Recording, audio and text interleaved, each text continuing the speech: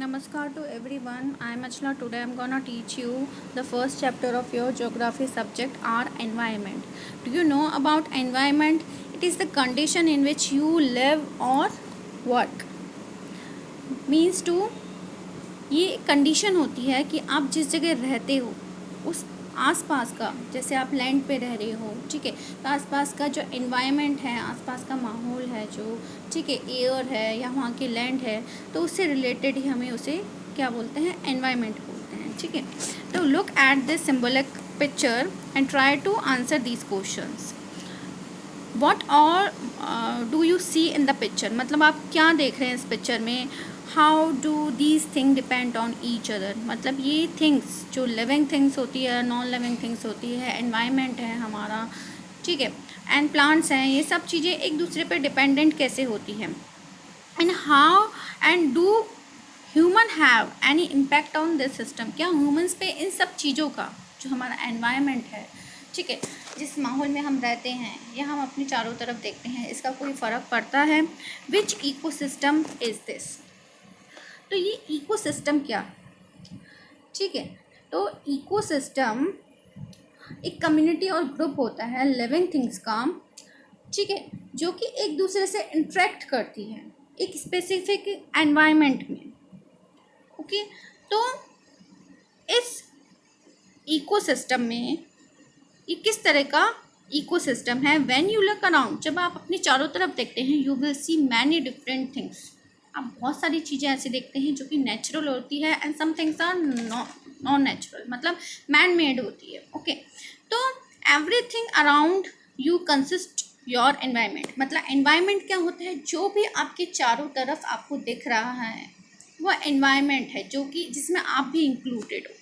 Okay, the environment, the natural environment includes a large number of living things, मतलब natural environment में living things और non living things दोनों ही mix होती है, and living things are called biotic components of environment। तो living things को हम क्या बोलते हैं, biotic components, और जिसमें कि एनिमल्स हैं, प्लांट्स हैं, माइक्रो ऑर्गेनिज्म है। माइक्रो ऑर्गेनिज्म क्या होते हैं, ऐसी लिविंग थिंग जिन्हें हम अपनी न्यूड आइज से, मतलब आइज से डायरेक्टली नहीं देख सकते, हमें कोई भी इंस्ट्रूमेंट या स्पेशल इंस्ट्रूमेंट्स की ज़रूरत होती है, जैसे माइक्रोस्कोप की ज़रूरत होती है उन्हें देखने के लिए, क्योंकि वो बहुत ही स्मॉल ऑर्गेनिज्म होते हैं जो कि हम बिना, मतलब आइज के, बिना इंस्ट्रूमेंट के नहीं देख सकते हैं, ठीक है, तो सीधे आइज से नहीं देख सकते हैं। तो इन नेचुरल एनवायरनमेंट में हमारी लिविंग और नॉन लिविंग थिंग्स दोनों ही इंक्लूडेड होती है। एंड लिविंग थिंग्स, जो कि सिर्फ लिविंग थिंग्स को हम बायोटिक बोलते हैं, एंड नॉन लिविंग थिंग्स को हम अबायोटिक बोलते हैं, जिसमें रॉक, लैंड, सॉइल, वाटर, ये सारी चीज़ें आती हैं। Man made environment comprising of the things created by human due to their interaction with each other, biotic and abiotic things. तो जो मैन मेड एनवायरनमेंट है उसमें ये दोनों ही चीज़ें होती है। हम क्योंकि जैसे एयर है, सॉइल है, इन सब का यूज़ में लेते हैं, तो इनके बिना हम सर्वाइव नहीं कर सकते हैं। Like buildings, bridge, factories, means of transmission, electricity, social system such as a family, society, religion, ये सारी चीज़ें क्या हैं, ठीक है, ये मैन मेड एनवायरनमेंट, लाइक हमारे एनवायरनमेंट में हमें देखने को मिलता है कि हम बिल्डिंग्स में रहते हैं या हाउसेस में रहते हैं, हमारा सोशल, लाइक सोशल सिस्टम होता है, हमारी फैमिली, सोसाइटी है, रिलीजन है अलग अलग, ठीक है, एजुकेशन है, तो इस बेसिस पे हम, ये एग्जांपल्स हैं कुछ, ठीक है। So this environment on earth sustains all life forms, and thus it is necessary to understand the process that support our environment। सो ये एनवायरनमेंट है जो हमारे अर्थ पर, ये किससे बना हुआ है, कि सारी जो लाइफ, लाइक सारी जो लाइफ फॉर्म्स है, ये नेसेसरी है हमारे लिए, ये हमारे एनवायरनमेंट को सपोर्ट करने के लिए नेसेसरी है। जैसे नेचुरल एनवायरनमेंट है, इसमें हमारी land, water, air and plants और एनिमल्स इससे कंप्राइज होकर मिलती है। So natural environment is grouped into various domain. Natural environment को हुई बहुत सारे डोमेन में लाइक कैटेगराइज करा गया है। तो फर्स्ट इज लिथोस्फीयर। लिथोस्फीयर जो होती है वो टॉप लेयर होती है अर्थ सरफेस की, ठीक है, जिसे हम अर्थ क्रस्ट भी कहते हैं, ठीक है. It is made of rock, minerals and with मतलब थिन कवरिंग ऑफ सॉइल. ये थिन लेयर होती है इसकी. And the lithosphere is irregular नीचे. इरेगुलर मतलब कोई चीज़ रेगुलर मतलब जैसे टेढ़ा मेढ़ा होता है तो उसे हम इरेगुलर, एक जैसी नहीं होती है कोई चीज़, तो इसे हम क्या बोल देते हैं, irregular. Has different land forms like कहीं पर माउंटेन्स है, प्लेन्स है, कहीं वैली है. तो ये क्या हो गया, आप एक प्लेन नहीं हुआ, कहीं पर ऊपर है, कभी नीचे है, कुछ अलग अलग है. The part of crust lying below the ocean is called ocean floor. मतलब जो पार्ट जो क्रस्ट होता है जो कि ओशन के बिलो मिलता है उसे ओशन फ्लोर कहते हैं. Which is again uneven. वो भी अनइवन होता है मतलब एक जैसा नहीं होता है. एंड नॉट फ्लैट मतलब फ्लैट नहीं होता है, तो उसे हम अनइवन बोलते हैं. Lithosphere provide us with minerals land, glass land and forest, agriculture land for and land for human settlement. मतलब जो ह्यूमन को ज़रूरत है लैंड के लिए. ठीक है, तो ये सब चीज़ें प्रोवाइड करता है लिथोस्फेयर. हाइड्रोस्फेयर क्या होता है कि the part of earth covered with water. मतलब मोस्टली हमारी जो अर्थ है वो वाटर से कवर, लैंड से कम कवर है. तो ये इंक्लूड्स होता है ओशन है, हमारे सी है, रिवर्स है, लेक है, ये सारी चीज़ें किस में आती है, हाइड्रोस्फेयर में आती है. एंड एटमॉस्फेयर के बारे में हमें अच्छे से पता है कि एटमॉस्फेयर क्या होता है, the thick layer of air surrounding the earth. मतलब जो मोटी सी जो लेयर हमारी अर्थ के चारों तरफ एयर की है उसे हम एटमॉस्फेयर बोलते हैं. द एयर इज मिक्स मतलब air is a mixture of many gases. आपको पता है लाइक हाइड्रोजन है, नाइट्रोजन है, ऑक्सीजन है. तो मोस्टली नाइट्रोजन गैस होती है अर्थ पर. ऑक्सीजन का कंटेंट थोड़ा कम होता है लाइक 21% समथिंग होता है. एंड कुछ रिमेनिंग 0.1% अदर गैसेज होती हैं. The atmosphere is held on the earth by the force of gravity. Gravity के फोर्स के कारण ये हेल्ड होता है. ग्रेविटी का आपके बारे में पता है कि हमारी ग्रेविटी के कारण ही हम जैसे कोई भी चीज़ थ्रू करते हैं तो वो वापस अर्थ पे आ जाती है, क्योंकि हमारे अर्थ का जो ग्रेविटेशनल फोर्स होता है वो उसे बाहर नहीं जाने देता है, स्पेस में जाने से रोकता है.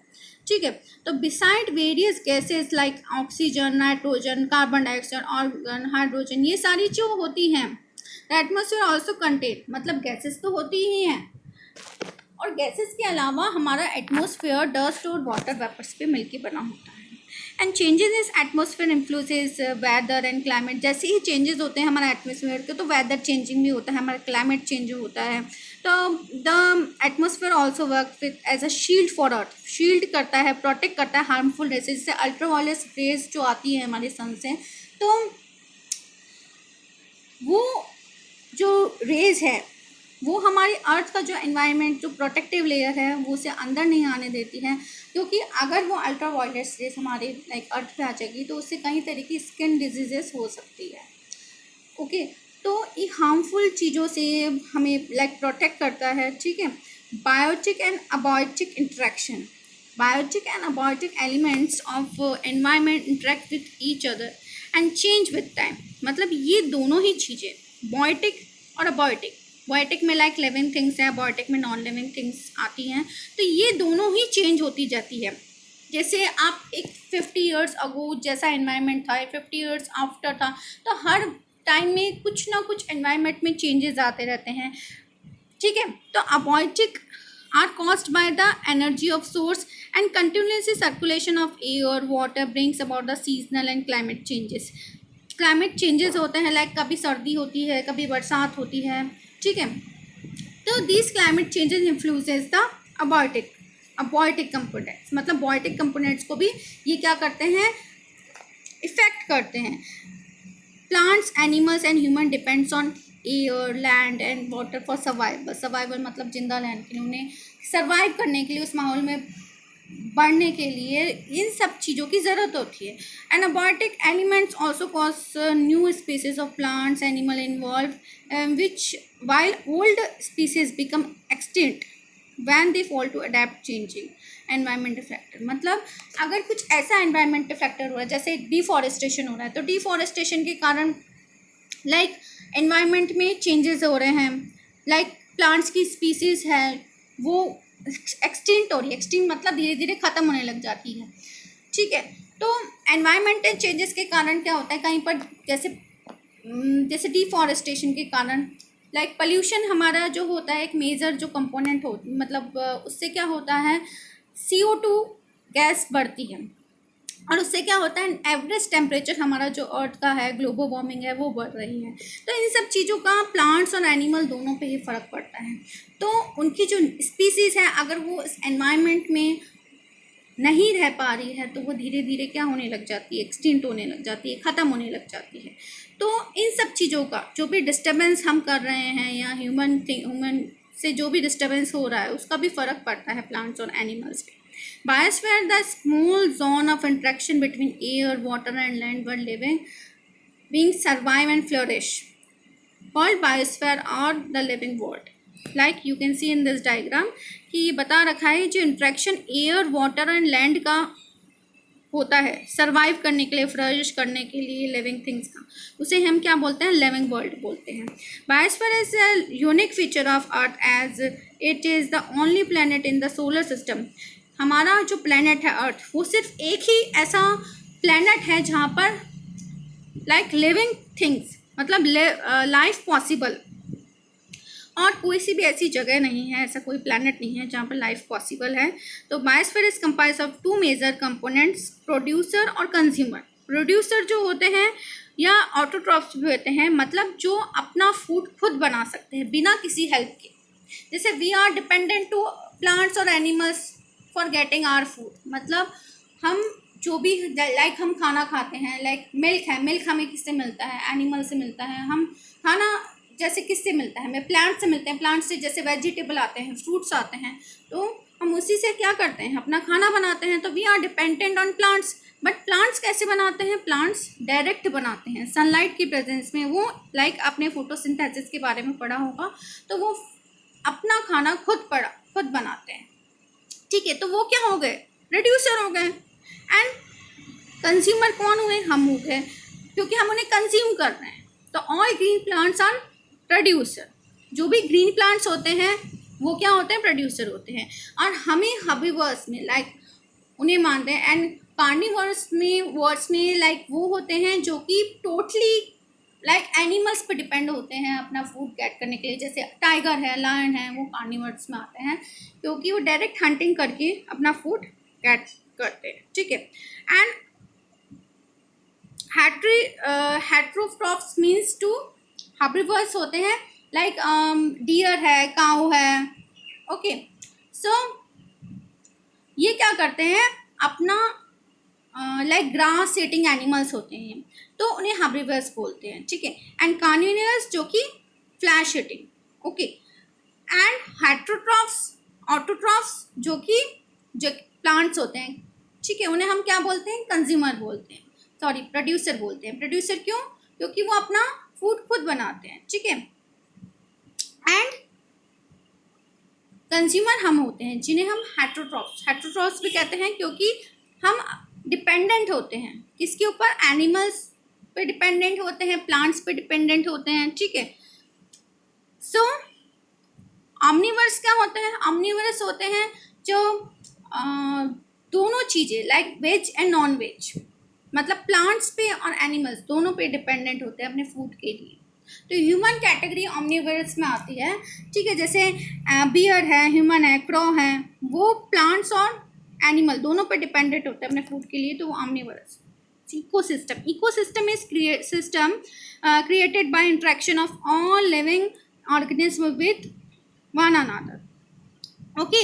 अबायोटिक लाइक इकोसिस्टम जो होता है वो इंट्रैक्शन मतलब जो तालमेल होता है लिविंग थिंग्स का एक दूसरे के बीच में, ठीक है, उसे हम इकोसिस्टम बोलते हैं। Abiotic elements of environment in which they live, जिसमें वो मतलब अबायोटिक जो हमारी एयर है, लैंड है, सॉइल है, तो इसमें वो जिस तरह से वो रह रहे हैं और मैनेज कर रहे हैं अपने आप को, इंट्रैक्शन जो भी हो रहा है उसे हम इकोसिस्टम कहते हैं। तो जो भी प्लांट्स हैं, एनिमल्स हैं, ह्यूमंस हैं, वो किस पे डिपेंडेंट होते हैं, एक दूसरे पे डिपेंडेंट होते हैं। क्योंकि प्लांट्स भी हमारे ऊपर डिपेंडेंट कैसे हैं, जैसे प्लांट्स हमें ऑक्सीजन देते हैं, ठीक है। एंड हम क्या करते हैं, हम ऑक्सीजन लेते हैं और कार्बन डाइऑक्साइड क्या करते हैं, एक्सेल करते हैं। तो प्लांट्स को जब फोटोसिंथेसिस की प्रोसेस होती है तो उन्हें किसकी ज़रूरत होती है, कार्बन डाइऑक्साइड की ज़रूरत होती है। तो इस तरह वो हम पे भी डिपेंडेंट है, ठीक है। And various ecosystem are like desert है, माउंटेन्स हैं, इन सब में अलग अलग होता है, जैसे रिवर्स हैं, ओशंस हैं, even small lake and ponds. तो इनका जो इकोसिस्टम होता है वो अलग होता है। जैसे लैक इकोसिस्टम के बारे में बताया है, इन लैक इकोसिस्टम जब भी सनलाइट फॉल होती है वाटर लाइक, तो एल्गे जो होता है, जो ग्रीन कलर का स्ट्रक्चर आपको दिखता होगा, लाइक जिसे हम काई भी बोलते हैं, ठीक है, in Hindi, this algae produces oxygen for animals. ये क्या करता है, ऑक्सीजन रिड्यूस करता है एनिमल्स के लिए, लाइक फिश, फ्रॉग्स होते हैं, ठीक है, लेक में। तो ये क्या होते हैं, provides food for microscopic animals. ये फूड प्रोवाइड करते हैं माइक्रोस्कोपिक एनिमल्स के लिए। And fish in microscopic organism को ईट कर लेती है, जिससे क्या होता है, उनमें ऑक्सीजन जो होती है वो उससे अब्जॉर्व कर लेते हैं, ठीक है। और कार्बन डाइऑक्साइड क्या करते हैं, वो बाहर निकालते हैं, और वो कार्बन डाइऑक्साइड किसके काम में आती है, एल्गे के। तो if the algae disappeared everything else would be, मतलब सब चीज़ें अफेक्टेड हो जाएंगे, माइक्रो ऑर्गेनिज्म को खाना नहीं मिलेगा, और सिर्फ फिश नहीं खा पाएगी, फिश को ऑक्सीजन नहीं मिलेगी, फिश को ऑक्सीजन नहीं मिलेगी तो वो कार्बन डाइऑक्साइड नहीं निकाल पाएगी, कार्बन डाइऑक्साइड नहीं मिलेगी तो लाइक ये एक दूसरे पे क्या हो गया, डिपेंडेंट हो गया, ठीक है। Human and their impact on ecosystem. Human or only species has impacted on the environment to a very great extent.